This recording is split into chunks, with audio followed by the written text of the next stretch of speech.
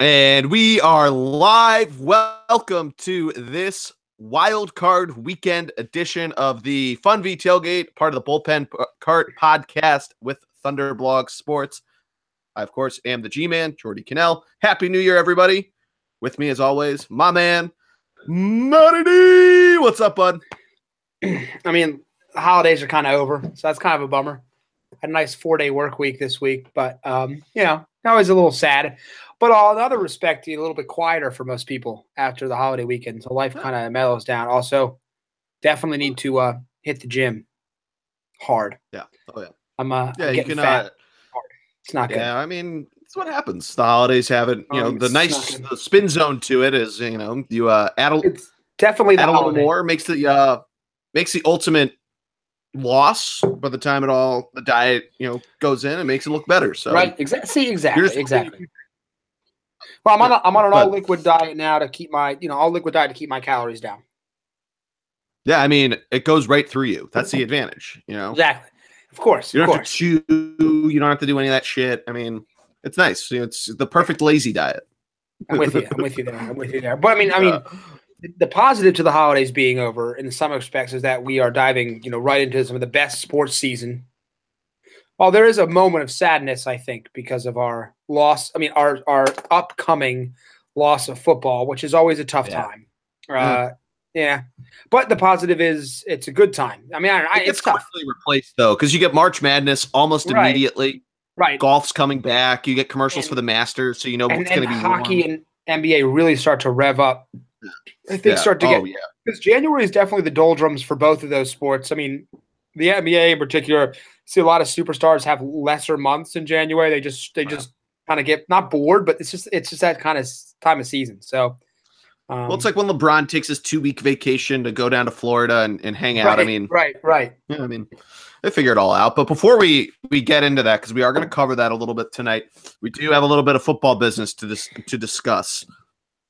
We had the college football playoff on New Year's Day, the fourth iteration of it.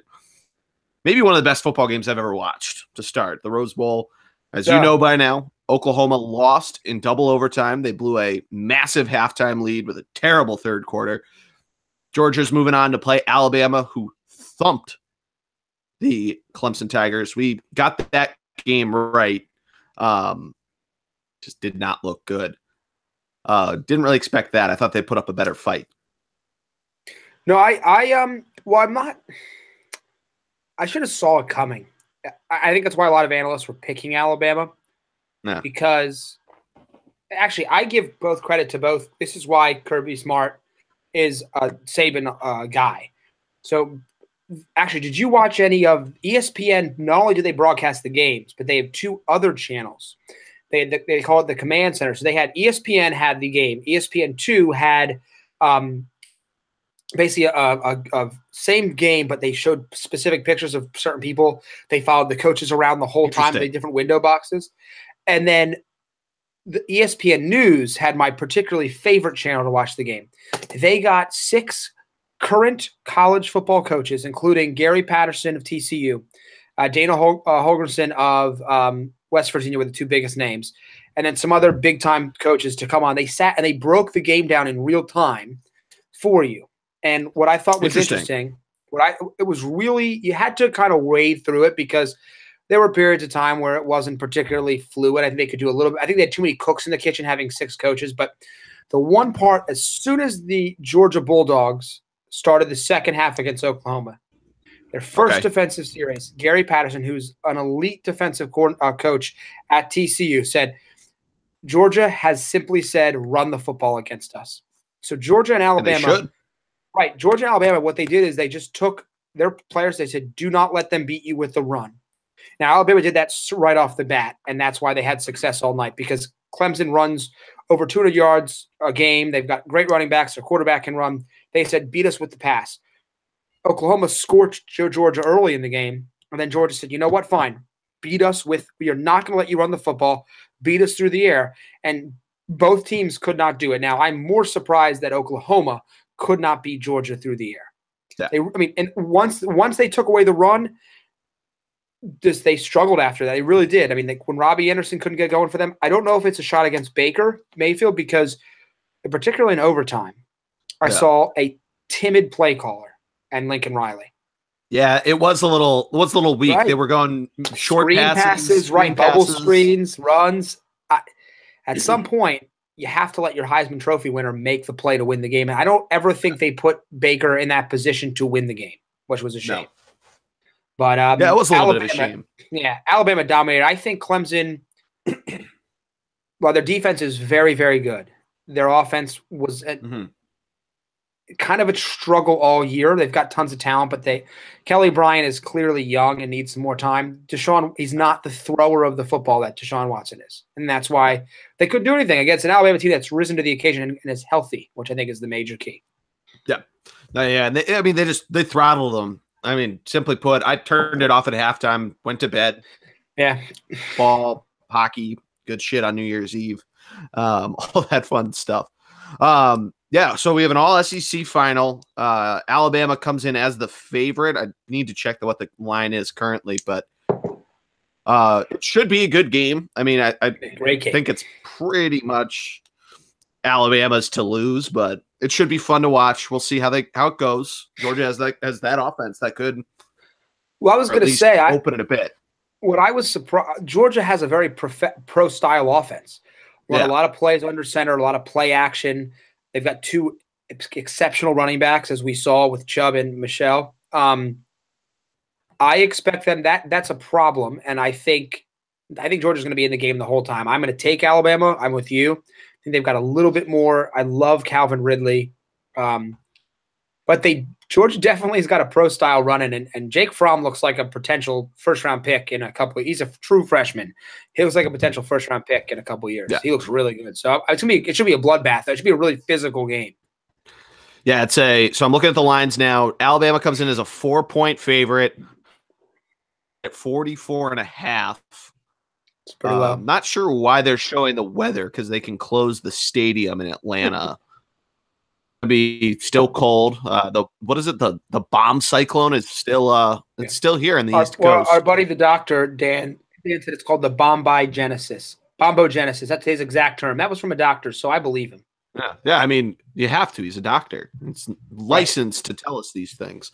Yeah, but we'll see how it all goes with it. I think Alabama gets it done. But you're right that. Game specifically could get it done. And Jake Fromm, I mean, if he has a day like he did in the Rose Bowl, it could be a shootout. They could win.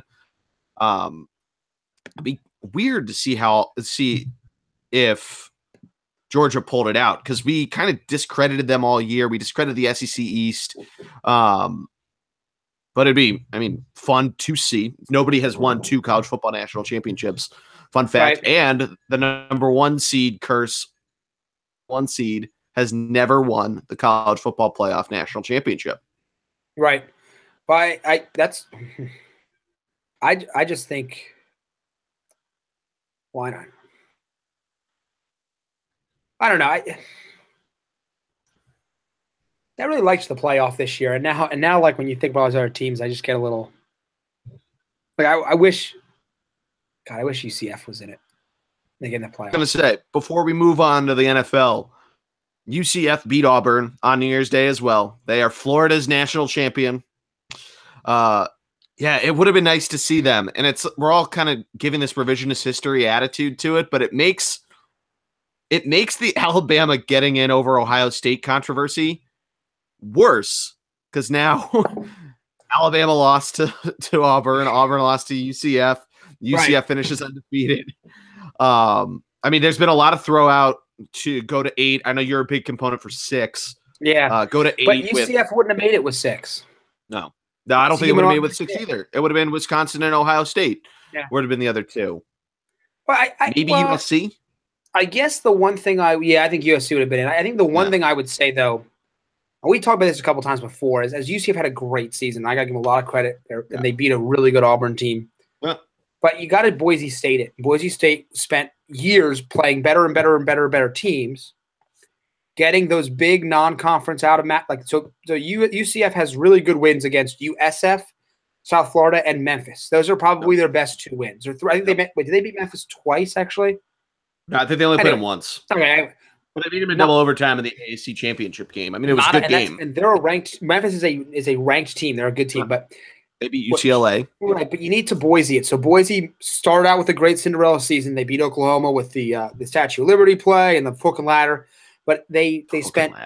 I know they spent like better part of half a decade earning that right to be potentially in a national championship game. And I would definitely tell you, if the college football playoff had existed when Chris Peterson had that team rolling, they would have made a college football playoff. But it's just like earning. It's like Wichita State in college basketball. Wichita State has now earned the right to be highly ranked every year after years of doing what they could to be better. So while I wish UCF was in it, it is revisionist history. I love that term. It's Captain Hindsight.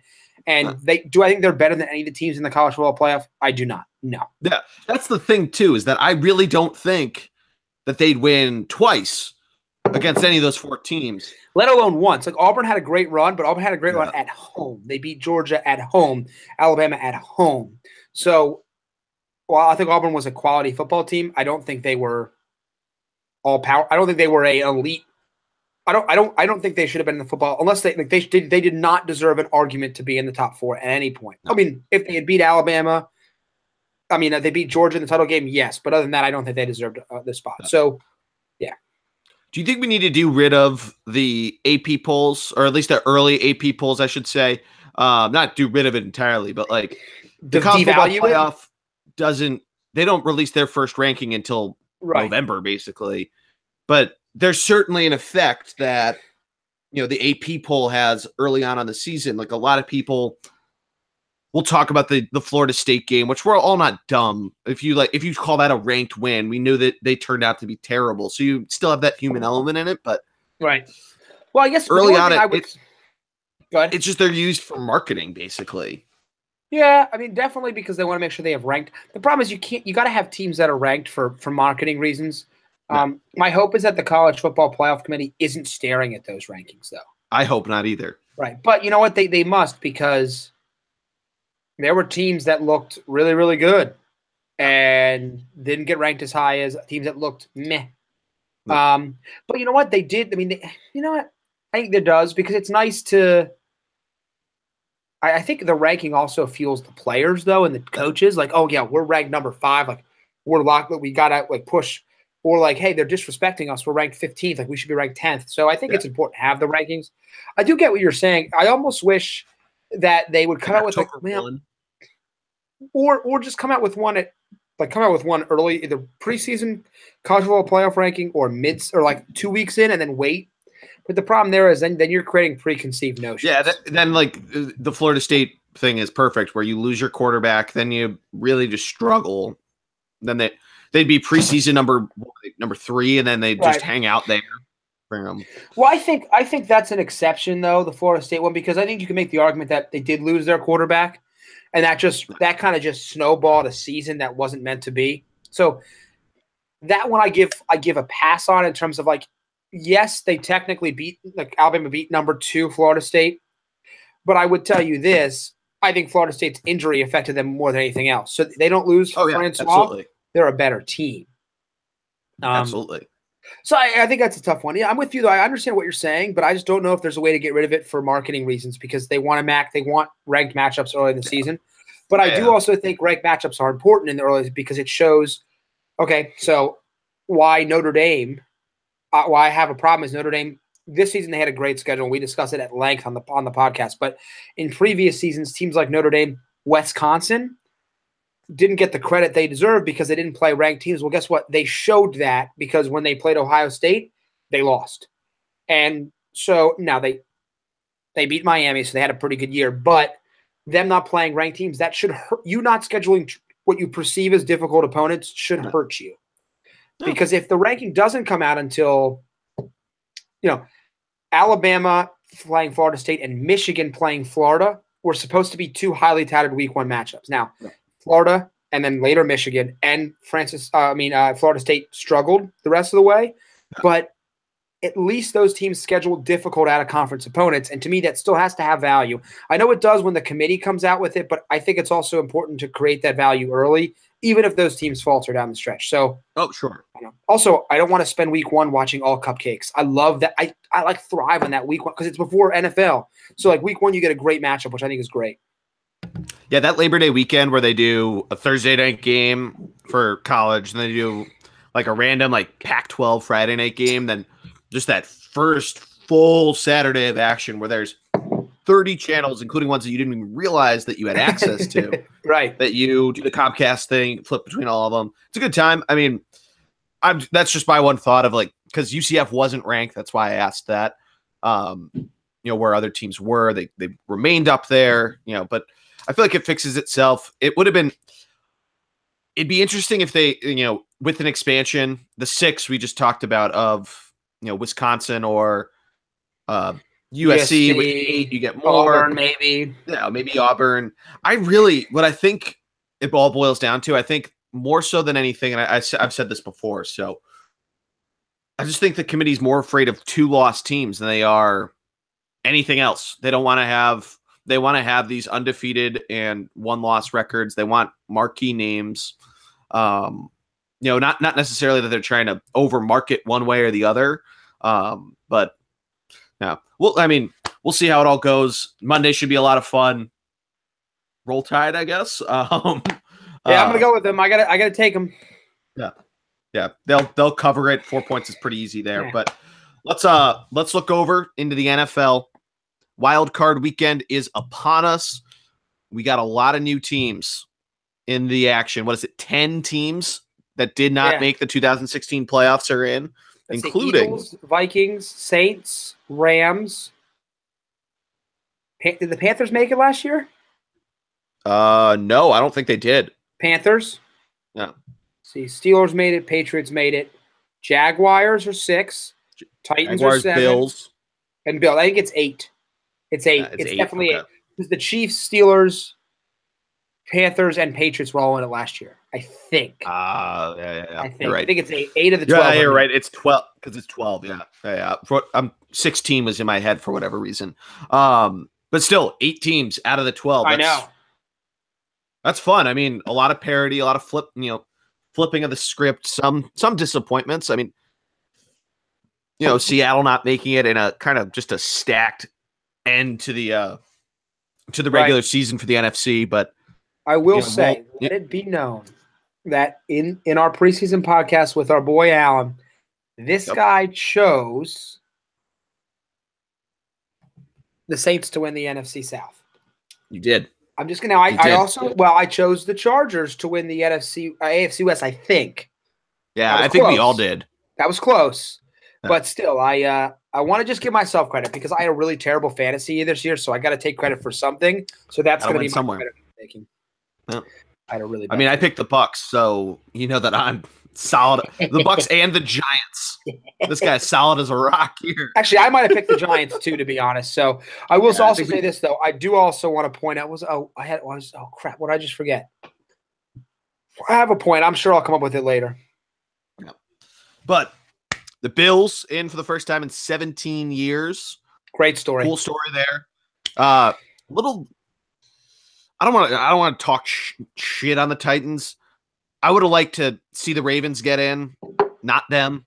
The Titans aren't a good football team. No, they've got a lot of problems. I think I mean, Mariota, I know he's a little dinged up right now, but he has not looked particularly sharp this year. Him and Jameis Winston were like future franchise locks, and now both of them come in with some really huge question marks this offseason. Now, Mariota's team figured it out a little bit around him, although I think on paper the Bucs are a more talented football team, but I would have fired Dirk Cutter. I'm really for keeping coaches, but after that season, I would have fired him. That was such a poor showing by that team. Yeah. Poor showing from him. I mean, quickly on the coaching note, how about the Marvin Lewis saga? What? Guy gets a 2-year extension. I got nothing on that one. That's bewildering to me. I was shocked when I read that on Thursday. Right. It was crazy town. Right. I would have understood. I guess they 2-year. I mean, but now the years to me don't bother me because when coaches get fired and leave all the time. Just bringing him back at all, that team needs to shake itself up because there is still a ton of talent. AJ Green is quietly one of the best receivers ever to start his career. He got injured last year and they wouldn't let him play to get to 1,000 yards. But other than last year, which he had like 980 yards or something stupid like that, he has had an 1,000-yard season every year to start his career. They've got a ton of running backs, but they did the cardinal sin. They could not afford or did not want to bring back a few key players on their offensive line. And when you lose key players in your offensive line, such as Andrew Whitworth, their left tackle, that affects your team the next year, and that really did hurt them. So that they've got a predicament because I'm not saying that Andy Dalton was ever great, but they've got to find out if he has what he's got left in the tank and kind of go from there. I wouldn't move on from Andy yet, but I think that team needs to kind of reset and reload a little bit. So there's still so much talent there, but just other than Bill Belichick, who's an aberration, he's the longest tenured coach in the league, and he's really won nothing.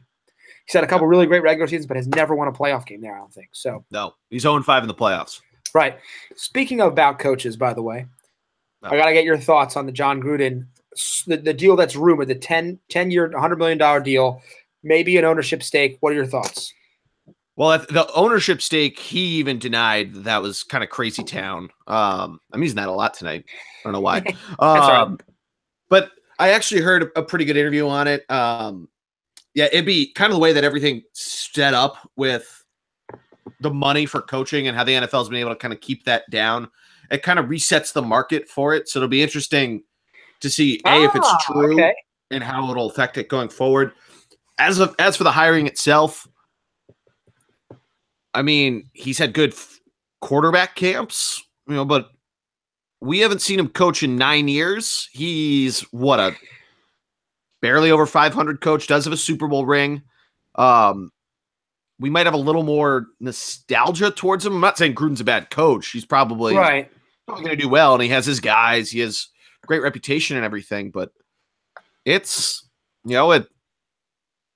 not like the Raiders are going to all of a sudden become last year's Raiders and then some, just because now they have this coach that's won a Super Bowl. Yeah. It'll be interesting to see how it goes, especially since he's been in the spotlight for so long and been this rumored coach to, become the next, always the big name. He was in the talks for the Eagles, the Giants when they hired Ben McAdoo. All this stuff. His name is always out there, and it finally happened. So he got the money that the reputation preceded itself to get. This is my thought on the money. I was talking with a buddy about it, and I thought it's kind of one of those things where like a player retires in the NFL, and you only remember the really great stuff. Exactly. So exactly. Like some guys in this league, like we consider Brian Dawkins, who I love, to be a Hall of Famer. Now, I think he should get in, but that's a different conversation. So, to me, though, I don't remember any of the negatives to Brian. He was in a fantastic safety here, but he has to have some weakness, right? Other guys, like you think of baseball players, like how much we miss the Phillies of old with all their home run hitters. Well, they all had issues, but you only remember the positives. So you remember John Gruden and his current attitude. He's very gregarious, outgoing. His Super Bowl ring, which I'm not taking anything away from him as a game day coach. Tony Dungy built the Bucs.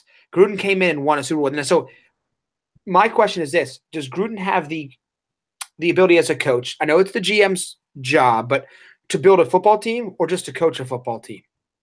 I'm not saying it's a negative either way, but Gruden went to the Bucs, a loaded team, walked on and won a Super Bowl. Now, let me tell you, the Raiders have holes. But they in theory of what they've built, they have a great offensive line, an elite. They should have an elite pass rush. They've got a couple offensive weapons, and they should have a franchise quarterback. So there's a lot going on there. But I think the problem now is when you give a guy 10, he's getting paid more than all but 3 players on the Raiders. Yeah. So he's now the expectation is set that they should win next year. Yeah. So the pressure is just so high on him. And I love the guy because I enjoy him. A lot of people don't, but I actually have enjoyed him on Monday Night Football. No. So I liked him. No. I like him. I like the guy. I think he's a good guy. I think he is a good coach. Do I think he's worth $100 million? Are they pay Bill? They're not paying Bill Belichick $100 million, and then no, like he shouldn't be worth that. But you got to do what you got to do. And I also think they're also overpaying for him because of their move to Vegas. Yeah, that's probably a lot of it. They want to get some hype around the team. Right. I mean, well, it's a lot of flashing. I think it's just to build excitement, build some buzz. Did you see, by the way, that one of the construction workers working on the new Raiders stadium is a big Chiefs fan and put the Chiefs Nation flag somewhere in the foundation of the building. I like that. I like that a lot. All right. Yeah. I'm pretty sure that happened with the new Yankee Stadium with like a not a flyer, it's a Red Sox pennant. That's hysterical. I think there's one in the new Yankee Stadium. So I love hearing that kind of stuff. But yeah, I mean, the Gruden stuff, there's a lot of sizzle to it. We got to see if there's any substance. Right, exactly.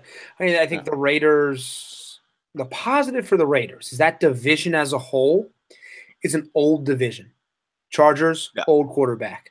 Broncos, huge transition. They kept Vance Joseph, which I thought was the right decision, but they need a quarterback.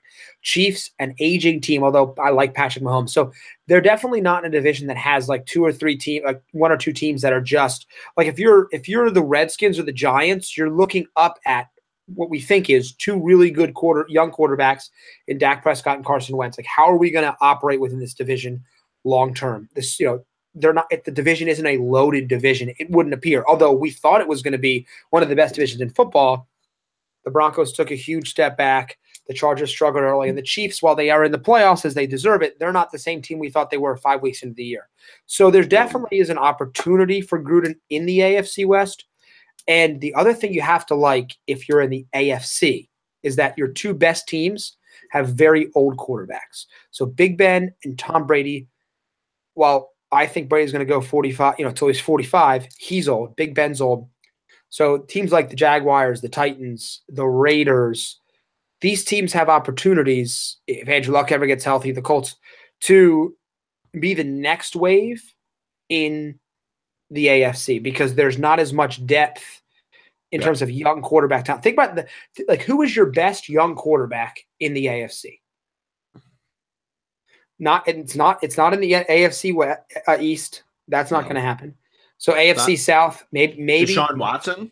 Maybe it's Deshaun Watson. Maybe it's Marcus Mariota. AFC North has nothing.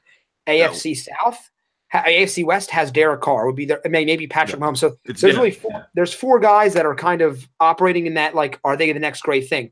Go to the NFC. Carson, Dak Prescott, Cam Newton is pretty young. Jameis Winston had a bad year, so I won't count him. Who's over on the West? Russell Wilson is still relatively young.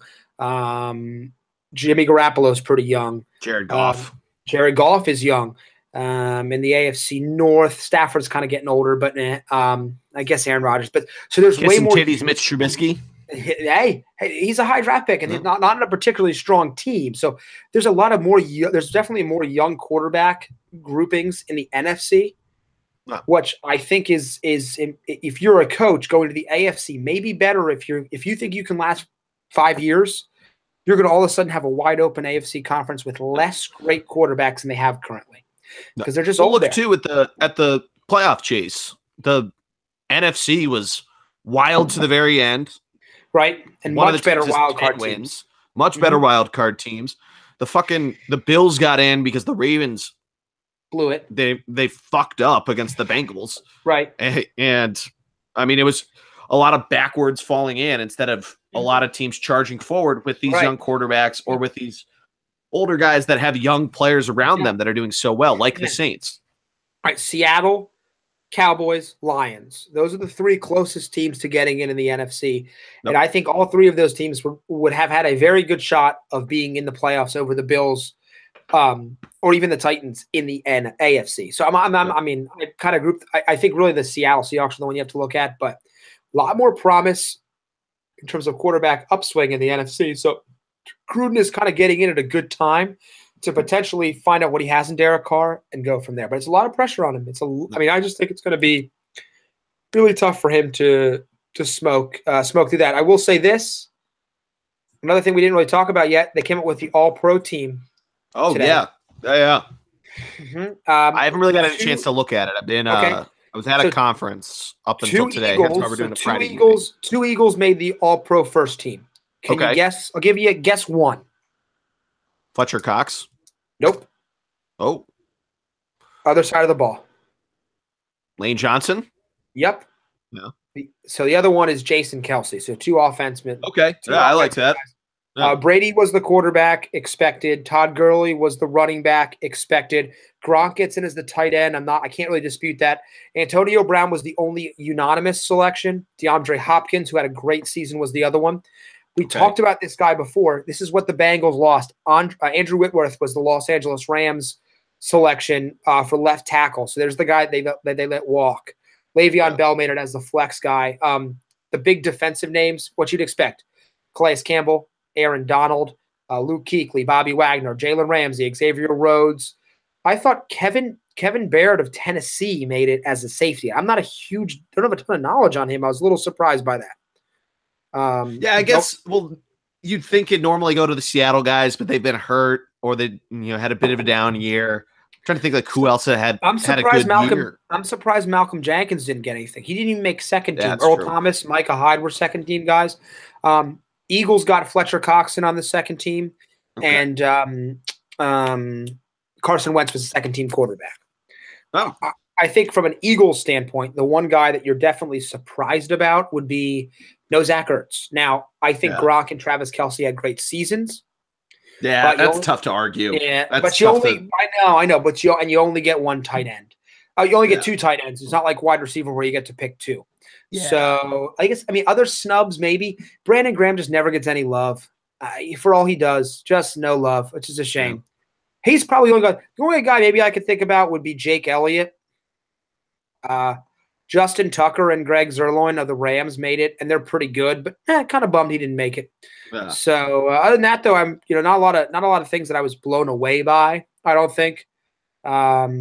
So still a lot of talent on all over these teams, but good for the Eagles to get four guys in on the two teams, which is nice, and two offensive linemen is huge. That is huge. I mean, it talks about kind of the keys for the Birds. We'll obviously get into that next week, but and why they've been successful and why Carson looked so good, why their running back stable, as they love to call it, has been great. Great offensive line play. Absolutely. Well, if it's all right with you, now that we're talking about these All-Pros, let's go talk about some of these All-Pros and how they're going to affect the games this weekend. Yeah, let's look at these games. So Wild Card Weekend, we get 2 straight days of football starting tomorrow afternoon at 4:20, or this afternoon if you're listening to it on Saturday. Or the fun times when you listen to it after we've already made our predictions. And hear how right I am and wrong you are. Emily did that with our bowl games from the New Year's Day, and we sound like idiots. Anyway, now for our expert picks. 4:20, the Titans and the Chiefs. The Chiefs are the home team as the AFC West champion, are 8.5-point favorites. I like this line a lot. I like the Chiefs we talked about it before. I don't really like the Titans. It's surprising they're 9-7.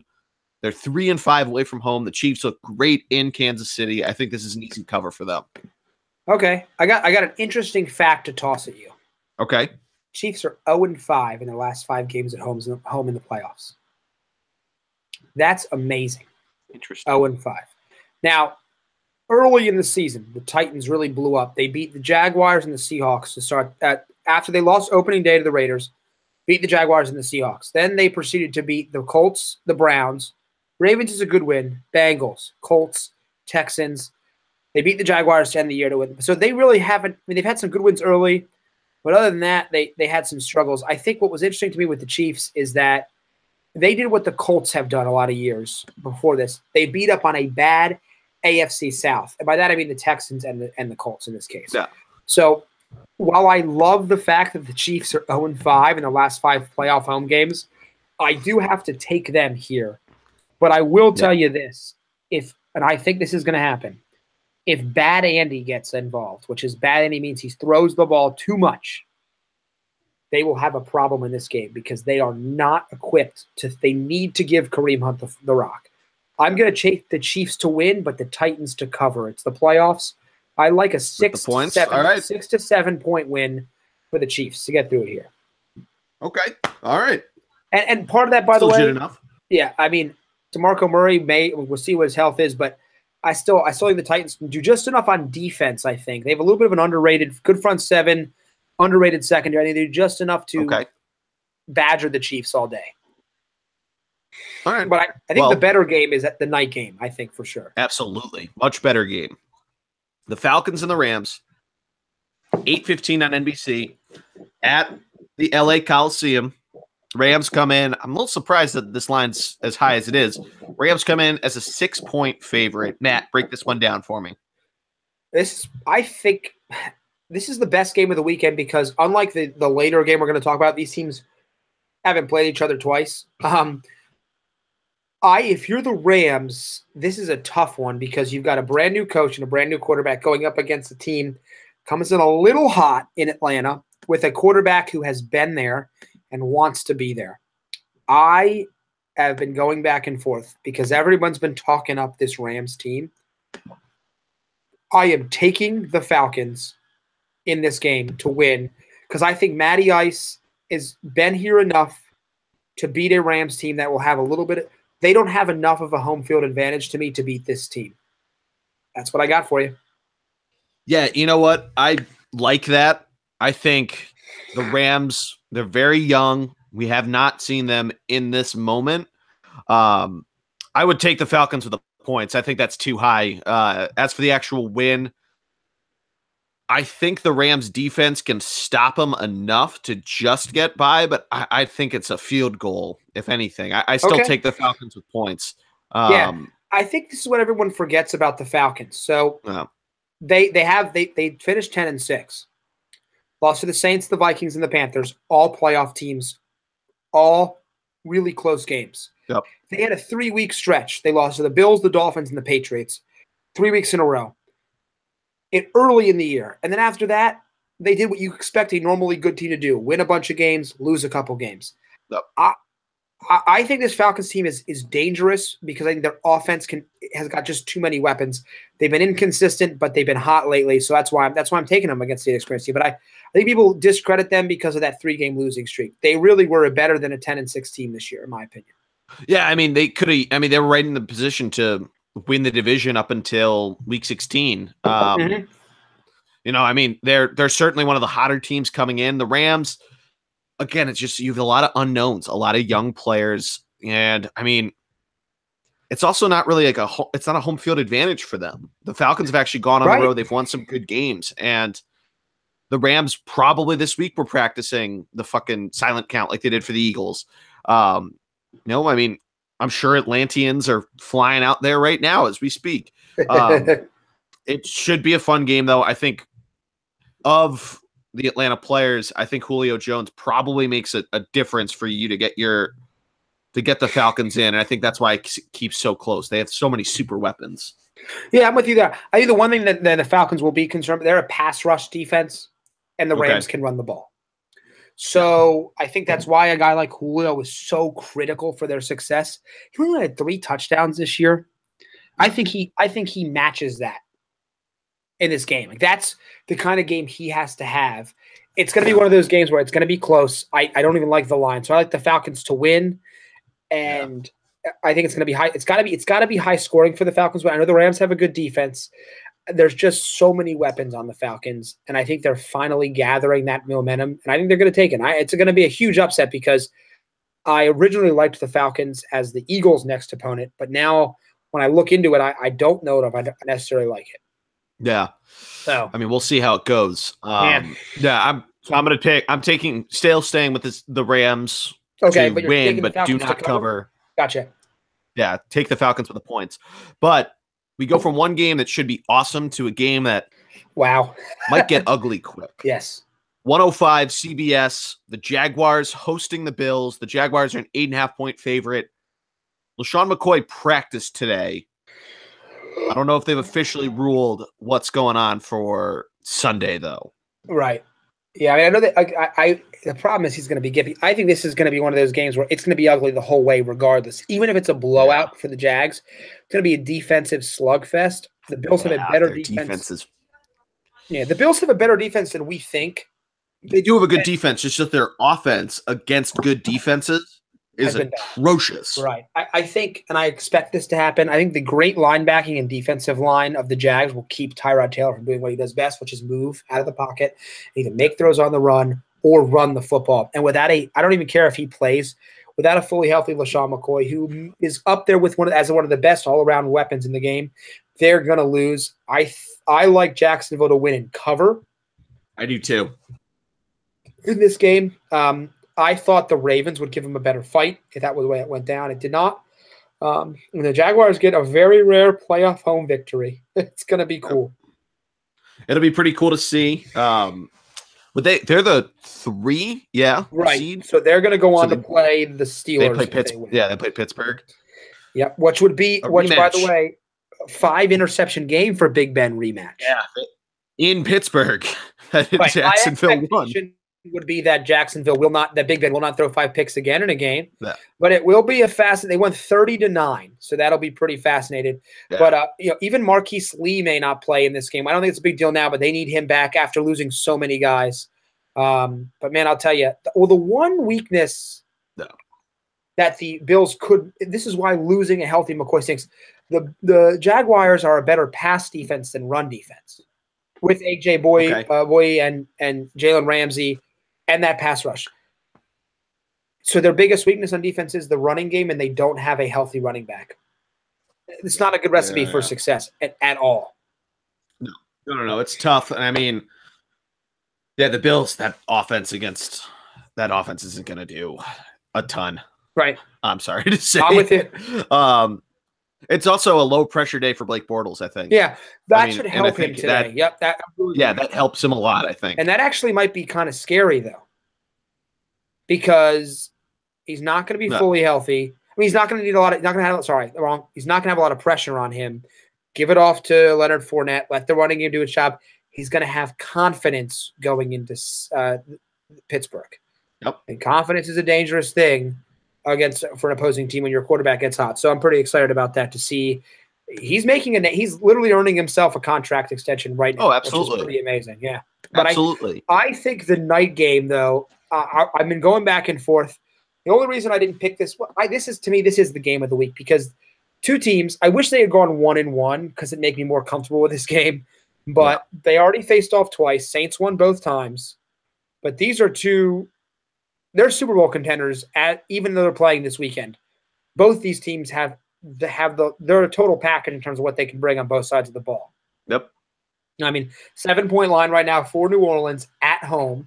I think that line would be higher if they hadn't already beaten the Panthers twice. Think so? Yeah, but I'm just thinking as a Vegas, but as my personal belief, I expect this line to be closer. I like this as a field goal game. I heard somebody say, well, Cam Newton's he's got a vendetta. He's going to show up. I said, yeah, that's exactly why I take the Saints to win. Because as good as Cam Newton can show, I got to go with the pedigree with Drew. I got to go with their balanced offense and an opportunistic defense with a great pass rusher in Cam Jordan and some good young talent in the secondary to pick Cam Newton off a couple times. I like Drew Brees and the Saints to win this game. I think they're up 10 and the Panthers score late or something along those lines. The Saints win. I've got the Saints winning but not covering. Do you feel differently from me there?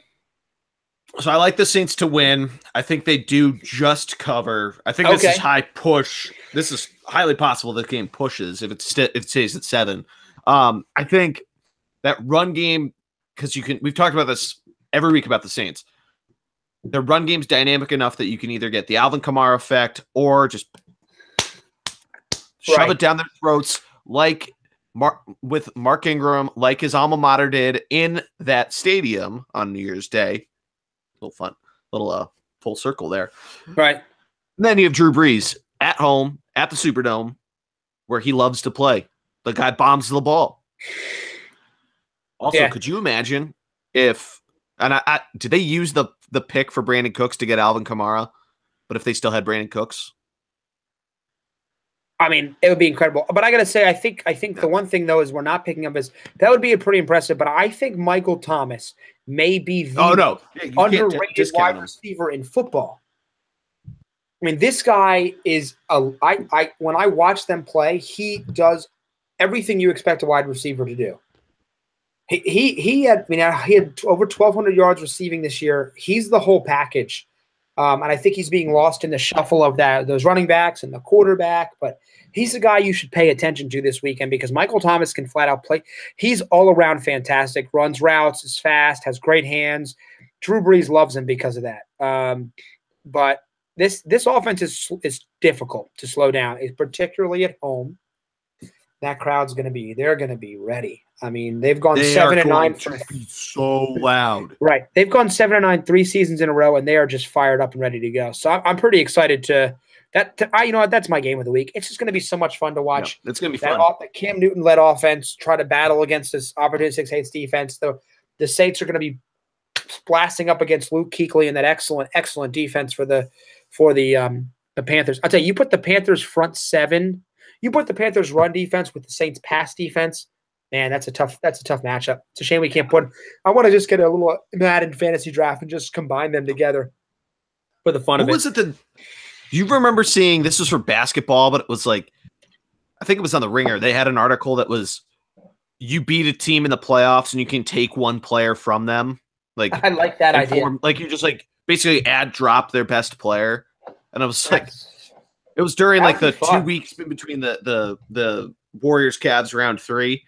But if you could do that, like you just take Luke Kuechly, throw him on that defense. Oh man, that would be scary good. But I mean, I think it's going to be a great weekend of football, regardless. I'm a lot of fun. Excited for it. Yeah, absolutely. And then the College Football National Championship on Monday night. Yes, sir. So and we'll have the full breakdown of those. We'll have the full breakdown of those next week. Diving right into the divisional round after that. It's going to be a great weekend of football. But I mean, absolutely, I think, yeah. Yeah, and we'll try to be back on a normal night, Wednesday or Thursday. I was traveling this week for work, so it kind of worked out this way for Matt, and I had to do it on Friday afternoon.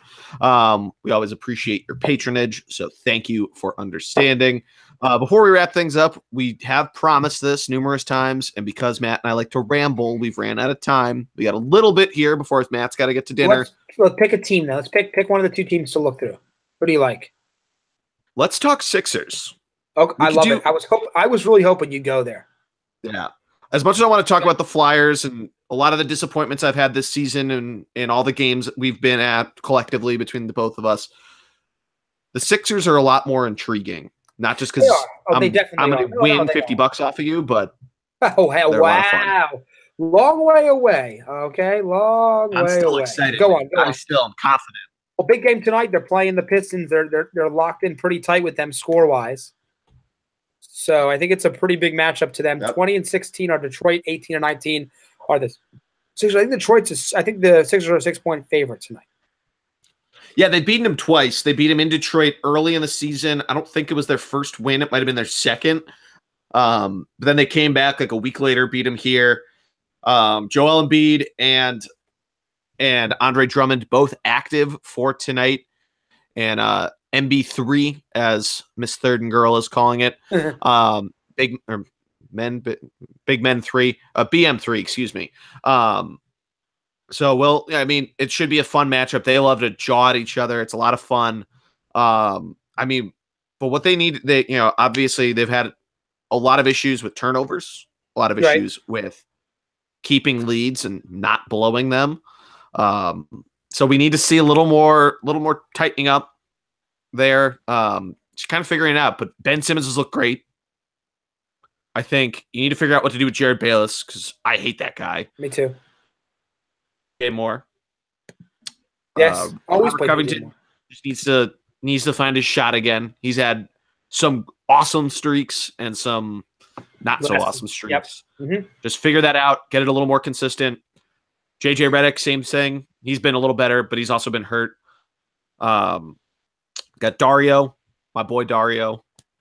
What can I can't say anything bad about him. I love Dario. Then you got Mr. Jose. We just got to make sure that he doesn't get hurt. Really, we've had too much of this shit in 2017 in Philadelphia, our beloved babies getting hurt between Joel Embiid the first time, or I guess the 15th time, but in 2017, and Carson Wentz, and the Flyers haven't any of that. The Phillies had all the pitching issues with injuries. There's no more injuries. Let's have a healthy 2018 in Philadelphia. That's what we need. I like that. I would like that. Well, I would just say this. I think, and this is nothing against Ben, who I think is showing early signs of being, at the very least, a high-level point guard. Maybe not a scoring guard in terms of his ability to shoot, like we've seen the modern-day point guard be, but his ability is to be one of those guys that just does everything that you need a team to do to win. Yeah, is super important. I've been in he's at his best when he attacks the rim. Everyone knows this. I think he's got to attack though. Yes, that's the big he's thing. A little passive. Now, you like a guy. I like my primary guy, my primary ball handler, to be patient and doesn't let emotions drive him. He doesn't seem to let emotions get the best of him. That's really important for a ball handler. But he doesn't. But once again, everything runs through Joel Embiid. He changes the entire scenario of this offense. He's without him on the floor, this team does not compete.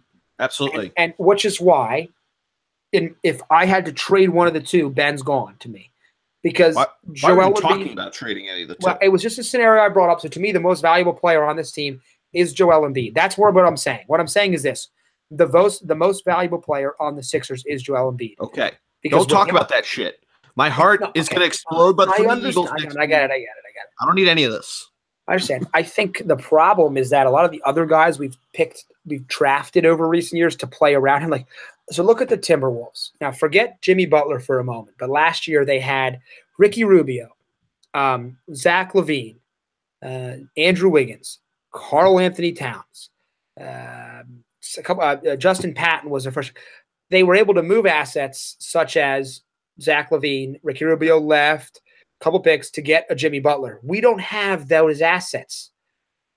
We've got Ben and Embiid, who at this point, unless Kevin Durant or LeBron James wants to come here, you're not trading. Look, I love Ben, and I'm not saying I would do this, but I'm pretty sure if the Warriors came to them and said, we'll give you Kevin Durant for Ben Simmons, you're doing the trade. So my point being is this. We're lacking on the other assets to make the move necessary to bring the other star here in a trade situation, which I think hurts us. But because no one is trading for Covington or McConnell, who we really love, or even Saric for a Jimmy Butler caliber player. Now, of course, the Bulls got stuck in a scenario where they had to trade Jimmy Butler. And Minnesota had just enough to offer. But I don't think we have anybody of Zach LaVine. He looks like he's a decent player, but we don't have just enough is a little bit of a stretch. I'm just going to correct you there. In terms of what? In terms of what? Well, I think the Timberwolves clearly got a better deal on that. Oh, well, you say that, but Lauri Markkanen looks pretty darn good. He does look pretty good. That is true. I'm not saying he's Jimmy Butler. That's not my point. But I'm saying I don't think they got as screwed as people think, but they also were stuck in a rock and a hard place because I'm also a big 4 quarters don't add up to the dollar kind of guy. So I don't like dumping people for pieces, all that shit, especially in basketball. No. Right. You can kind of get away with it in baseball. That's really about it. Maybe hockey. Right. You can't in football. You can't in basketball. I don't think, at least. No, I'm with you. there. So I just think, when I watch games, when Joel Embiid's in the offense, it's very different. He's gotten a little bit better at being more of a ball mover, which I think is important. Yeah. I'm with you. Bayless has got to go. And I'm not sure why Rashard Holmes doesn't play more than Yeah, him and TLC need to get some more playing time. Yeah, Amir Johnson's got to be done. He had a good start to the year. Now it's just kind of throws it away. But he was never expected to be the kind of minute guy he is. So what is – but, what is the holdup? I think the problem is you're bringing Sarge off the bench, which is hurting you because I think this is where you – so when Fultz comes done back, well in starting – when Dario starts, he does very well. He does. But what I would prefer is to get Fultz back, put him in the lineup. So Fultz, Redick, Simmons, Covington, Embiid. It's positionless. So I know that, technically Simmons right. That way, Sarge comes in off the bench for Redick or for Covington or for Fultz. You get that good flow. Now, maybe you do it where Fultz comes off the bench as a 6-man. That's fine, too. They need him back. you got to see what he's got because you're going into the next draft and next free agency. You have to get him on the court to see if he has any resemblance of an NBA game. I'm still have high hopes for him. I'm not down on him like a lot of people are, but you got to see what he can do on the basketball. He's at the shoot around today. He was. I have not watched the videos yet, but apparently it looked okay. Well, because we're not going to necessarily sign another guard if we don't know what Fultz is going to do, we're going to miss a year of seeing if he has anything. And that's just exactly. I mean, you could also make the argument they've done that numerous times with a lot of players, so it's not lost in Philadelphia. Well, here's what I think you got to see. So we are going to be one of two teams. Are we going to be the Milwaukee Bucks of last couple of years who were good and then finally are making the playoffs? Or are we going to be the New Orleans Pelicans who have trended downwards, even though they have arguably 2 of the top 10 players in college basketball? So I'm talking NBA. Not college basketball, the NBA. That's right. No, I got you. All right. But, well, that's a good preview for the basketball. We had this topic harder coming up. I'm excited to get some deep. I know. I'm excited for it too. My quick word on the Flyers. Go. Figure it out. That's all. I'll be there tomorrow and Sunday. Hopefully against the Blues. So hopefully they figure it out. But I saw a great game last night. It was a wild everything. Coots had Couturier had a Gordie Howe hat trick, but it seems like there's nights where they're super on, like crisp like they were, and the nights where they just really struggle as a team. I know they're young, but the veterans on offense, they need to drive the young defensemen to that. Yeah, we'll get into this more because we have to wrap up. Never get it right. Yeah, I know. Yeah, but we'll get into it more another time. I love it. Always even wanting more. That'll do it for us tonight. Everybody have a great weekend. Enjoy the football. We'll be back probably on Wednesday or Thursday. We'll figure that out. Stay tuned on Twitter, ThunderBLG, Thunderblog Sports. Matty D, thank you as always. For my man, I am Jordy Cannell. This has been the Thunderblog. We'll talk to you later. Have a good one.